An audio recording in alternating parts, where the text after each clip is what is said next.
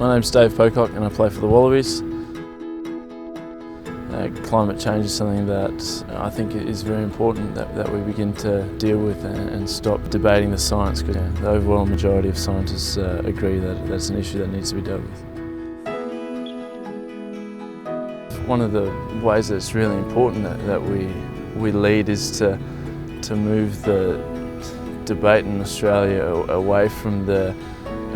sort of the dichotomy of what's good for the environment and what's good for the economy, and actually try and find solutions that are good for Australia's future and the environment and our children and our children's children, rather than just focusing on what's good for the economy now, what's going to make the most money or create the most jobs right now, rather than looking further ahead, taking a longer term view and starting to deal with a serious issue. I think in Australia, given how privileged we are as a country with the resources that we have, it's in many ways an obligation that we begin to make changes here in Australia, and then are a global leader dealing with things like climate change. And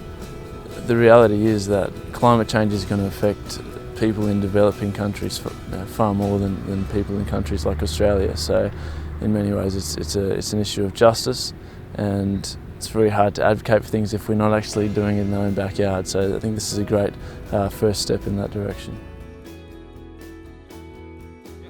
I'm involved with some community development work in Zimbabwe with an organisation called 80/20 Vision. On one of my previous trips out there, I was talking to one of the local guys who actually teaches conservation farming,